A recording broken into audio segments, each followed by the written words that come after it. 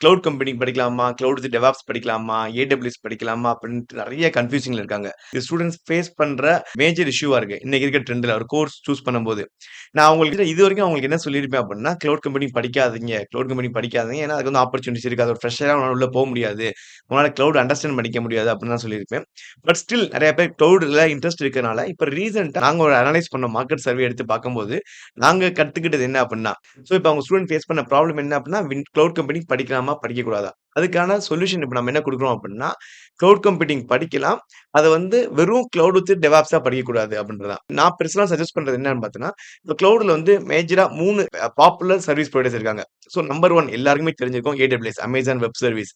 Number 2 பார்த்தீங்கன்னா Windows Azure. Number 3 பார்த்தீங்கன்னா GCP அதாவது கூகுள் கிளவுட் பிளாட்ஃபார்ம். இதுல பார்த்தீங்க அப்படின்னா நெறைய பேர் AWS படிக்கிறதுனால, AWSக்கு வந்து காம்படிஷன் பயங்கர அதிகமாயிருச்சு. இத பத்தி கம்ப்ளீட்டா தெரிஞ்சுக்கணும் அப்படின்னா, இதுக்கான லிங்க்க வந்து ஃபர்ஸ்ட் கமெண்ட்ல பின் பண்ணியிருக்கோம். அத பார்த்து தெரிஞ்சுக்கோங்க.